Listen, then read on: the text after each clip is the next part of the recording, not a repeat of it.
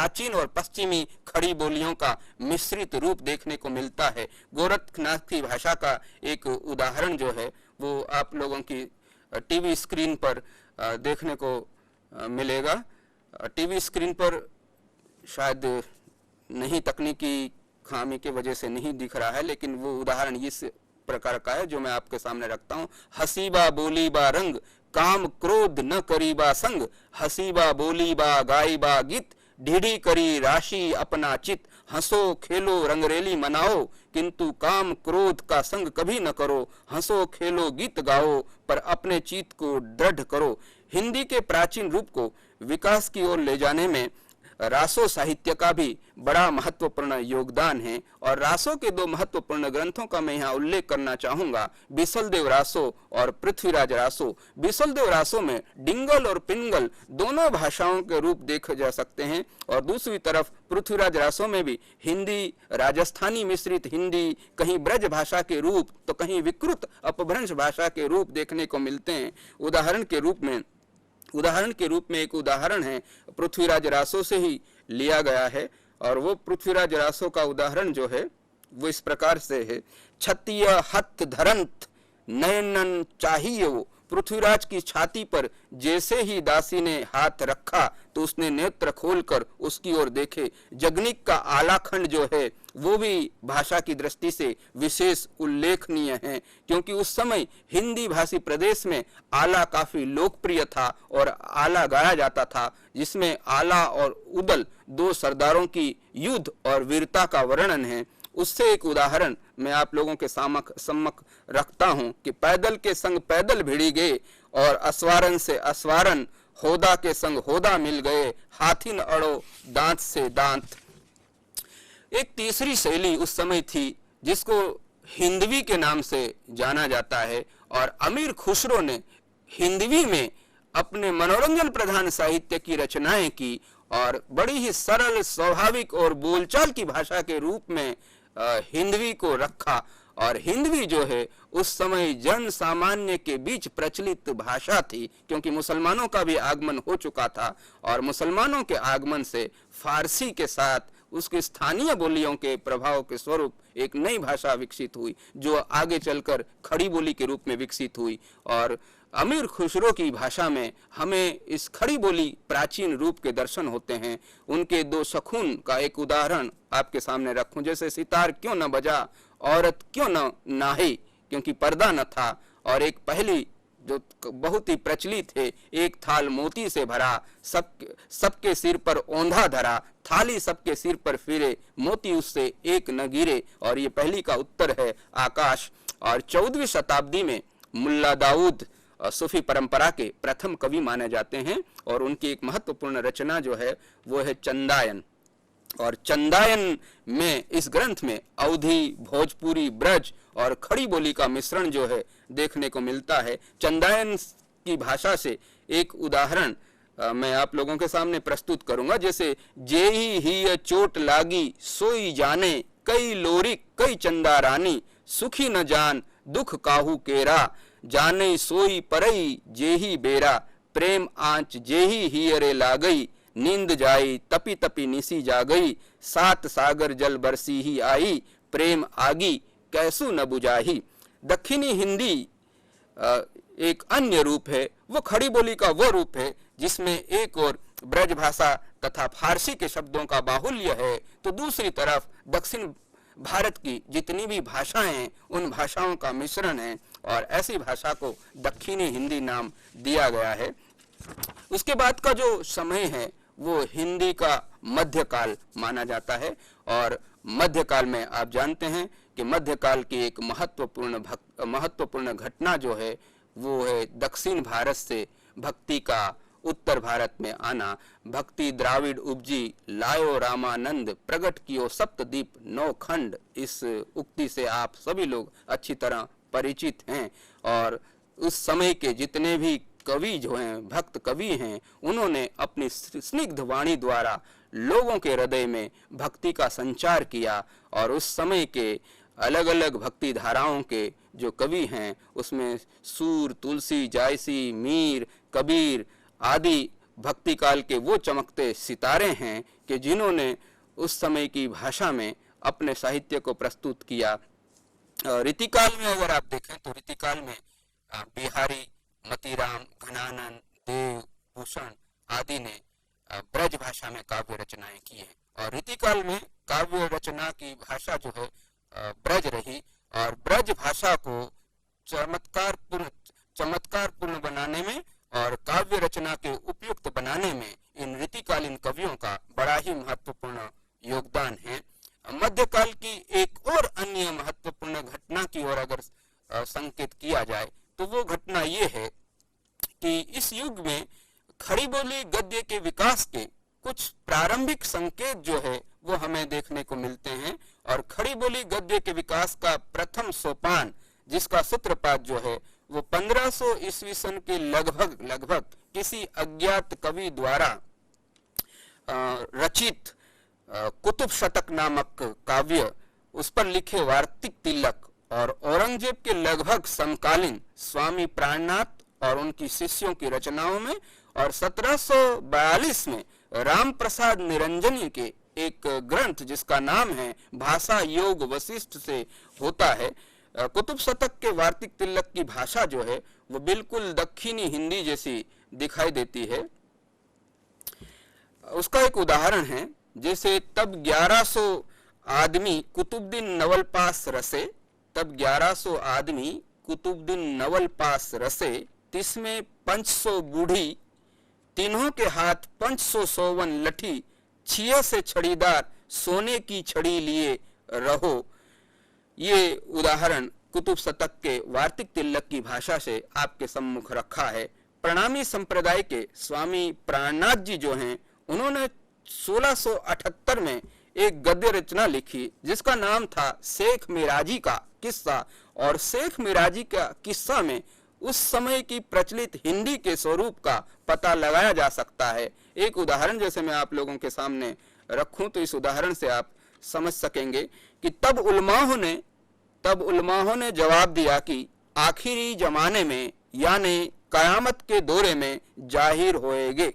तब हम मुसलमानों ने पूछा कि आखिर कब होएगी? तब उन उलमाओं ने कहा कि आखिर के दिन आए। नामदेव, ज्ञानेश्वर, एकनाथ, तुकाराम, कबीर आदि की संतों की वाणी में भी उस समय हमें विशुद्ध बोली के रूपों के झलक देखने को मिलती है।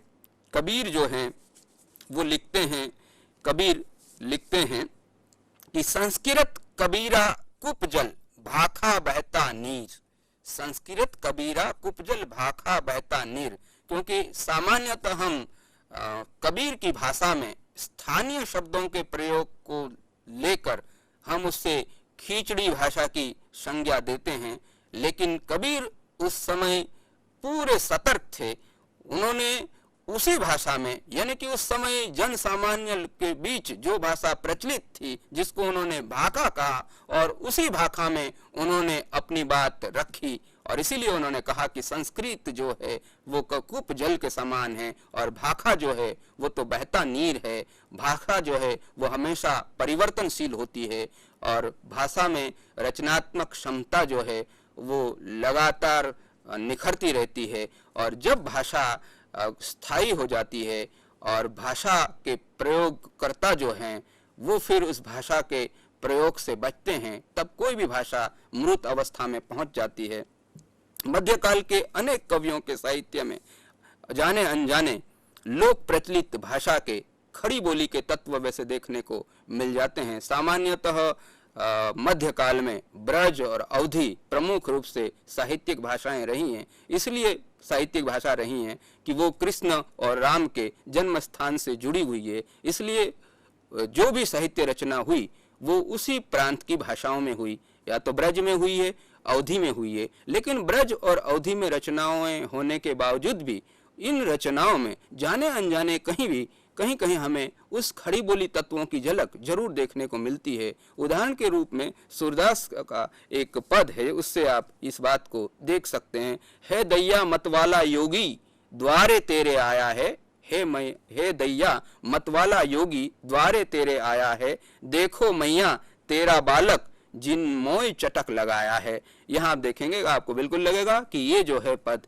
बिल्कुल खड़ी बोली से मिलता जुलता है। 18वीं सदी में रामप्रसाद निरंजनी ने एक ग्रंथ की रचना की। उस ग्रंथ का नाम था भाषा योग वशिष्ठ, और भाषा योग वशिष्ठ को देखने पर लगता है कि उसकी भाषा सही मायनों में खड़ी बोली हिंदी भाषा है। इस पुस्तक की भाषा के संदर्भ में आचार्य रामचंद्र शुक्ल जी ने लिखा है कि लोगों को ये भ्रम नहीं होना चाहिए कि खड़ी बोली गद्य का विकास अंग्रेजों और फोर्ट विलियम कॉलेज की स्थापना के बाद उन्हीं की प्रेरणा से हुई है, बल्कि खड़ी बोली गद्य का विकास तो उससे पहले, बहुत पहले हो चुका था। अंग्रेजों ने तो खड़ी बोली गद्य के विकास के प्रचार प्रसार में महत्वपूर्ण भूमिका निभाई है। निरंजनी की भाषा का एक नमूना जो है वो आप लोगों के सामने रखने से आप स्वयं ये देख सकेंगे कि हे भगवान, आप सब तत्वों और सब शास्त्रों के जानहारो हो, मेरे एक संदेह को दूर करो। मोक्ष का कारण कर्म है कि ज्ञान है, अथवा दोनों हैं, समझाई के कहो। तो इससे आप ये देख सकते हैं। तो ये मध्ययुगीन भाषा का काल रहा है। उसके बाद है आधुनिक युग में। आधुनिक युग में महत्वपूर्ण परिवर्तन ये है कि आधुनिक युग में अंग्रेज शासन जो है वो भारत में स्थापित पूर्ण रूप से हो चुका है, और अंग्रेज शासन की स्थापना के बाद अंग्रेज सरकार द्वारा मुद्रण यंत्रों की स्थापना हुई, और मुद्रण यंत्रों की स्थापना होते ही खड़ी बोली और प्रेस का संबंध स्थापित होता है। दूसरी तरफ महत्वपूर्ण बात यह है कि जन सामान्य को सूचनाएं देने के लिए और प्रशासन चलाने के लिए जन सामान्य की भाषा महत्वपूर्ण भाषा होती है, और इस दृष्टि से अगर कोई उपयुक्त भाषा थी तो वो खड़ी बोली हिंदी ही थी। इसलिए खड़ी बोली हिंदी के विकास के लिए, हालांकि खड़ी बोली हिंदी का विकास करना उनका लक्ष्य नहीं था, बल्कि अंग्रेज अफसरों को इस भाषा से परिचित कराना ही उनका प्रमुख उद्देश्य रहा, और इसी उद्देश्य से प्रेरित होकर उन्होंने कॉलेज की स्थापना की। हालांकि फोर्ट विलियम कॉलेज शुरुआत में ओरिएंटल सेमिनरी नामक संस्था के रूप में स्थापित की गई थी, और उससे स्थापित किया था लॉर्ड वेलेस्ली ने, और आगे चलकर ये संस्था जो है फोर्ट विलियम कॉलेज के नाम से जानी जाती है। 1802 ईस्वी सन में इस फोर्ट विलियम कॉलेज में मुंशी के पद पर लल्लू जी लाल की नियुक्ति हुई, यानी कि गद्य चतुष्टय जिसके नाम से जिसे आप जानते हैं, सदल मिश्र, इंशाअल्लाह खां, लल्लू जी लाल, सदा सुख लाल, ये गद्य चतुष्टय की नियुक्ति हुई, और इन गद्य चतुष्टियों ने फोर्ट विलियम कॉलेज में कई सारी पुस्तकें प्रकाशित की, और इस कॉलेज के मंच से पुस्तकें प्रकाशित हुई, और उस रूप में हिंदी भाषा का उद्भव और विकास हुआ। स्वयं गिल क्राइस्ट ने भी 2 पुस्तकें लिखी हैं, एक तो डिक्शनरी ऑफ इंग्लिश एंड हिंदुस्तानी, और दूसरा हिंदुस्तानी व्याकरण। ये 2 रचनाएं उन्होंने भी की है। खड़ी बोली गद्य के विकास में ईसाई पादरियों का भी महत्वपूर्ण योगदान माना जा सकता है। 1801 में विलियम केटे ने सबसे पहले न्यू टेस्टामेंट का अनुवाद प्रकाशित कराया। सेंट मैथ्यू तथा जॉन पादरियों ने भी अपने विचारों का अनुवाद करवाया और लोगों के सम्मुख रखा, और ये भी वैसे तो धर्म के प्रचार प्रसार से ही किया गया था, लेकिन धर्म का प्रचार प्रसार लोगों तक पहुंचाने के लिए लोगों की भाषा में ही किया जाता है। इसलिए आप देखते हैं कि जितना भी धार्मिक साहित्य है, चाहे वो आदिकाल में रहा हो या चाहे आधुनिक काल में रहा हो, चाहे वो सिद्ध हो, बौद्ध हो, नाथों का हो या फिर ईसाई पादरियों का हो, उन सभी लोगों ने अपने धार्मिक सिद्धांतों का प्रचार प्रसार या धार्मिक बातों को लोगों तक पहुंचाने के लिए लोगों की भाषा को ही अपनाया, और उस रूप में हिंदी भाषा का भी क्रमशः विकास होता चला गया। तो सेंट मैथ्यू और जॉन ने भी अपने विचारों का अनुवाद कराया, प्रकाशित कराया और जन सामान्य तक उसे पहुंचाया, और इस रूप में फिर धीरे धीरे हिंदी भाषा खड़ी बोली का भी विकास होता चला गया। 1854 ईस्वी सन में हिस्ट्री ऑफ बाइबल का अनुवाद सामने आया। लोगों की शिक्षा के लिए स्कूल कॉलेज खुलवाए और विभिन्न विषयों की उन्होंने पुस्तकें भी तैयार की। इस दृष्टि से मिशनरियों का भी बड़ा ही महत्वपूर्ण योगदान रहा है। 1801 से लेकर 1823 तक ईसाई मिशनरियों ने न सिर्फ हिंदी में बल्कि अवधी, ब्रज, बघेली, मारवाड़ी, कन्नौजी आदि सभी भाषाओं में धर्म प्रचार से संबंधित लाखों पुस्तकें छपवाई हैं। इसी के साथ साथ पत्र पत्रिकाओं का भी खड़ी बोली के विकास में महत्वपूर्ण योगदान रहा है। आधुनिक काल में आप अच्छी तरह से परिचित होंगे कि हिंदी साहित्य जो है वो पत्रकारिता का पल्लू पकड़कर ही धीरे धीरे विकसित हुआ है। आधुनिक युग के जितने भी साहित्यकार हैं, भारतेंदु से लेकर महावीर प्रसाद द्विवेदी आदि सभी ने अपनी पत्रिकाओं के माध्यम से ही हिंदी साहित्य को लोगों के सम्मुख रखने का प्रयास किया है। और 19वीं सदी के पूर्वार्ध में पत्रकारिता का उदय होता है। और आप परिचित होंगे कि हिंदी का पहला पत्र पंडित युगल किशोर शुक्ल ने 30 मई 1826 को कलकत्ता से प्रकाशित किया, जिसका नाम था उदंत मार्तन। और उदंत मार्तन का अर्थ होता है उगता हुआ सूर्य। और दुर्भाग्य रहा कि ये समाचार पत्र जो है 4 दिसंबर 1827 को बंद हो गया और बहुत कम समय में ग्राहक न मिलने के कारण